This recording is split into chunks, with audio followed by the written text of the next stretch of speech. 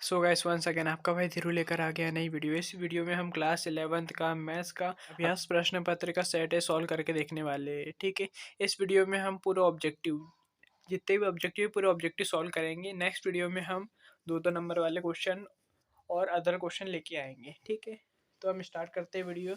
सबसे पहले हमारा क्वेश्चन में यदि ए तथा बी दो समुच्चय हैं और एन ए बराबर से पी एवं एन बी बराबर से क्यू हो तो एन ए इंटू बी इसका मान हो जाएगा पी इंटू क्यू हो जाएगा। किसी समुच्चय 1 2 3 4 5 6 के उप समुच्चय की संख्या होंगी। देखो ये हम कैसे निकालते हैं।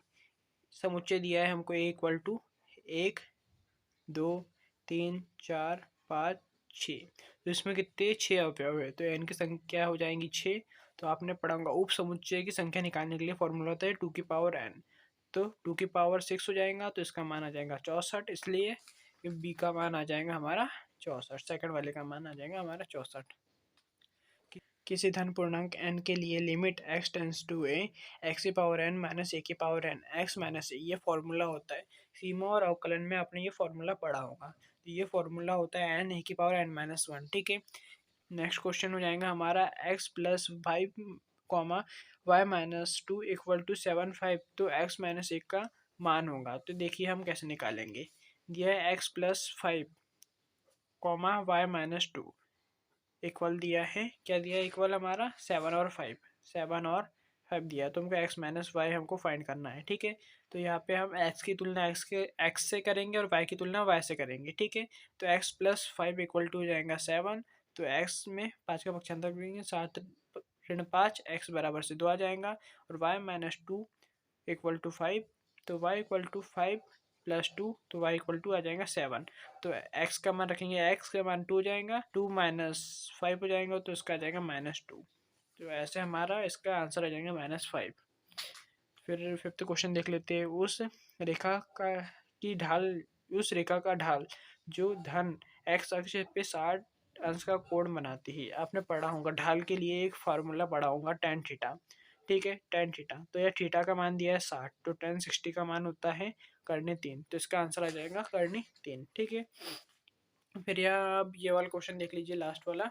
यदि 4x प्लस आयोटा ब्रैकेट में 3x minus y equal 3 plus iota minus 6, यहाँ x और y वास्तविक संख्या है, तब x अपन y का हमको मान ज्ञात करना है। देख लीजिए आप यहाँ पे ये हमारा 6 क्वेश्चन दिया है। देख लीजिए आप ये क्वेश्चन दिया है। ठीक है, यहाँ पे हम करेंगे वास्तविक की तुलना वास्तविक से करेंगे, काल्पनिक की तुलना काल्पनिक से करेंगे। देख लीजिए आप, तो ये हो जाएगा हमारा कौन सा भाग होता है, ये हमारा होता है काल्पनिक भाग। काल्पनिक भाग की तुलना काल्पनिक भाग से करेंगे तो 4x इक्वल टू 3, तो x इक्वल टू आ जाएगा 3/4 आ जाएगा। ठीक है, और ये वास्तविक भाग से तुलना करेंगे तो iota 3x minus 6 equal to iota minus 6, तो आयोटा से आयोटा कैंसिल हो गया। 3x का मान है हमारा 3/4 माइनस वाई इक्वल टू -6 हो जाएगा।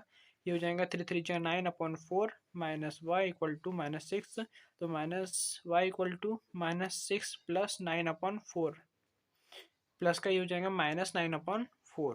ठीक है, तो यहाँ पे हम लेंगे एलसीएम, तो आ जाएगा 4 6 4 जो 24 हो -9, तो -5 इक्वल टू आ जाएगा -32/4, माइनस से माइनस कैंसिल हो गया। तो यहाँ पे हमारा x की वैल्यू आई 3/4 और y की वैल्यू आई 33/4। तो यहाँ पे हमको क्या क्या फाइंड करना था, y/x, तो y/x देख लीजिए, y/x, तो y की वैल्यू हो जाएंगी 33/4 और x की हो जाएंगे 3/4। 3 से 4 से 4 कट गया, 3 से ये 11 टाइम कटा, तो y/x की वैल्यू हो गई 11। ऐसे आया हमारा इसका आंसर 11। ठीक है, अब हम देख लेते हैं रिक्त स्थान। रिक्त स्थान की पूर्ति हम करते हैं। अब रिक्त स्थान भरिए। नेक्स्ट क्वेश्चन हमारा, तो समृद्ध संख्या में -4 -7 आयोटा का संयुग्मी, जब भी संयुग्मी बोले ये बीच में आयोटा के सामने वाले जो चिन्ह है वो हमेशा बदल देंगे। प्लस रहेगा तो माइनस कर देंगे और माइनस रहेगा तो प्लस कर देंगे। तो यहाँ पे माइनस है तो इसको हम प्लस कर देंगे। ठीक है, फिर नेक्स्ट क्वेश्चन हो जाएगा, दो रेखाएं समांतर होती है यदि और केवल उनके क्या ढाल बराबर हो। रेखाएं समांतर होती है, इसका प्रतिबंध क्या होता है देख लीजिए आप। यहाँ पे जब लंब होती है ए बी पर लंब है तब हो जाएगा m1 इक्वल टू m2, मतलब ये क्या है, एक दूसरे के बराबर है, इसलिए हमने यहाँ लिखा बराबर होती है। ठीक है, limit x tends to 0 tan x upon x का मान हो जाएगा -1। ठीक है, वह क्षेत्र जिसमें किसी असमीका के संपूर्ण हल स्थित हो उसे असमीका का हल क्षेत्र या समाधान क्षेत्र कहते हैं। ठीक है, दो धनात्मक संख्याओं a तथा b का गुणोत्तर माध्य √ab होता है। जब भी हमको गुणोत्तर माध्य पूछे तो गुणोत्तर माध्य किसी भी दो संख्याओं का √ab होता है और समांतर माध्य होता है a प्लस बी बाय 2। ये आपने पढ़ा होगा चैप्टर नंबर 5 में। फिर ये है a प्लस बी की पावर n+1 के प्रसार में कुल पदों की संख्या क्या होंगी। तो कुल पदों की संख्या देखिए, a प्लस बी की पावर n, जब भी हमें ऐसा क्वेश्चन आता है प्रसार के पदों की संख्या, तो हम कर देंगे n+1। जब ऑलरेडी n+1 है तो हम करेंगे n+1, ये सिर्फ ऊपर ये घात है +1 करेंगे तो हो जाएगा n+2, तो इसका आंसर आ जाएगा n+2। ठीक है, अब सत्य सत्य देख लेते हैं हम। किसी असमीका के दोनों पक्षों में समान धनात्मक संख्या से गुणा या भाग किया जा सकता है, ये सत्य हो जाएगा। हाँ, कर सकते हैं ना, हम असमीका में किसी भी संख्या का गुणा और भाग करना संभव है, कर सकते हैं। तीन बिंदु ए बी और सी संरेख होते हैं यदि और केवल उनके ए बी की ढाल बराबर से बी सी की ढाल, ये भी सत्य हो जाएगा। फिर हो जाएगा d/dx x की power n equal to n x की पावर n-1, ये फॉर्मूला होता है, ये भी सत्य हो जाएगा। ठीक है, आंकड़ों n 3, 9, 5, 13, 3, 12, 10, 18 के लिए माध्यिका का मान 18 है, यह सत्य हो जाएगा, क्योंकि हम इन सबको जोड़ेंगे तो हमारी बड़ी संख्या आएंगी और उसको हम सबको जोड़ के भाग दे देंगे। सबको जोड़ के जितनी संख्या उससे भाग दे देंगे तो हमारी बड़ी संख्या आएंगी। ठीक है, तो ये 18 असत्य हो जाएगा। फिर देख लीजिए आप, बिंदु 2, 3, बिंदु 0, 2, 3 जेड एक्स तल में स्थित है, यह सत्य हो जाएगा।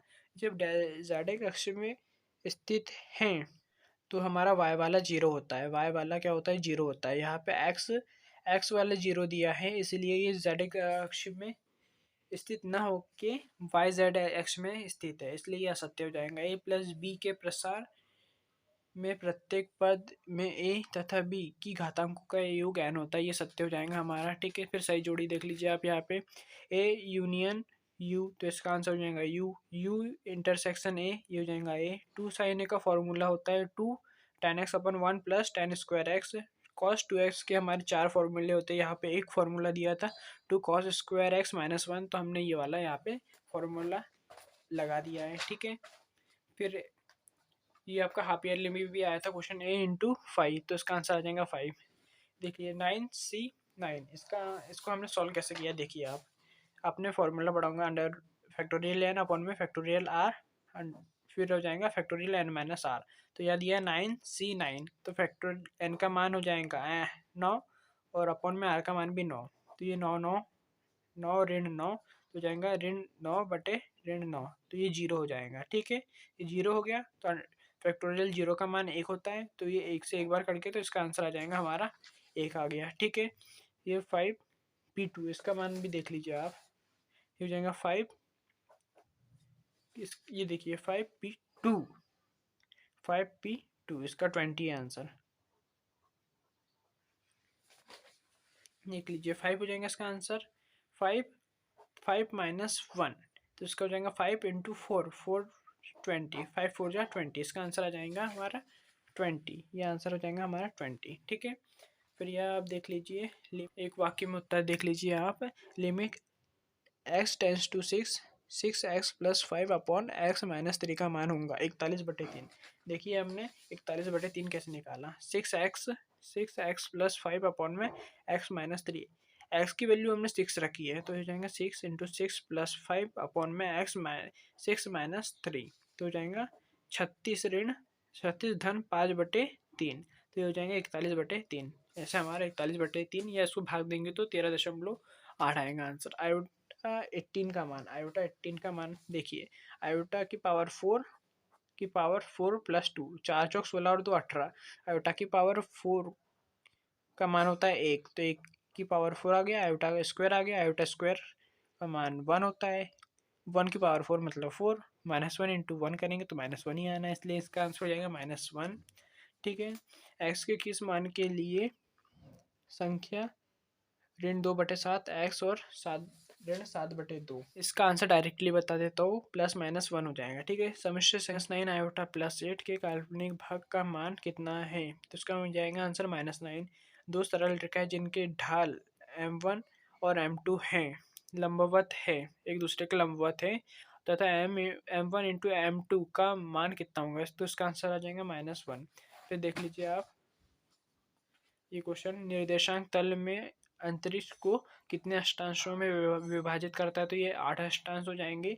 और ये क्वेश्चन देख लीजिए आप, यदि ई और एफ घटनाएं इस प्रकार है कि E F equal to 1/4, P F equal to 1/2 और ए पी ई और एफ बराबर से 1/8, तो पी ई या एफ ये का मान कितना होगा? तो देखिए ये क्वेश्चन हमको दिया है, ये 2 मार्क्स में भी आ सकता है। ये क्वेश्चन हमको दिया है, इसका सॉल्यूशन हम यहाँ देख लेते हैं। दिया है हमको P E equal to 1/4, P F equal to दिया है 1/2, P E intersection F equal to दिया है 1/8। तो हमको क्या करना है? P E union F equal to हमको फाइंड करना है। तो आपने एक फॉर्मूला पढ़ा होगा, P E union F equal to होता है P E plus P F minus P E intersection F. ठीक है, ये फॉर्मूला आपने पढ़ा होगा। तो इसमें हम वैल्यू पुट कर देंगे 1/4 प्लस 1/2 माइनस 1/8। इसका एलसीएम आ जाएगा हमारा, इसका एलसीएम क्या आ जाएगा हमारा? 8 आ जाएगा। ठीक है, तो फिर ये हो जाएगा, ये हमारा हो जाएगा 2 + 4 माइनस हो जाएगा हमारा 1, 1 टाइम जाएगा तो 1 हो जाएगा। तो ये हो जाएगा हमारा 6 - 1/8, तो आ जाएगा हमारा 5/8। ये हमारा आंसर हो जाएगा। ठीक है, हमने पूरा ऑब्जेक्टिव सॉल्व कर लिया है। इस वीडियो में इतना ही, मिलते हैं नेक्स्ट वीडियो में। सबसे पहले आप जाने से पहले हमारे चैनल DB क्लासेस MP को सब्सक्राइब कर लीजिए। DB क्लासेस MP सब्सक्राइब कर लीजिए, हमें मोटिवेशन मिलता है। हम नेक्स्ट वीडियो में पूरा सॉल्यूशन लाएंगे, फुल सॉल्यूशन लाएंगे। ठीक है, इस वीडियो में इतना ही, मिलते हैं नेक्स्ट वीडियो में। धन्यवाद।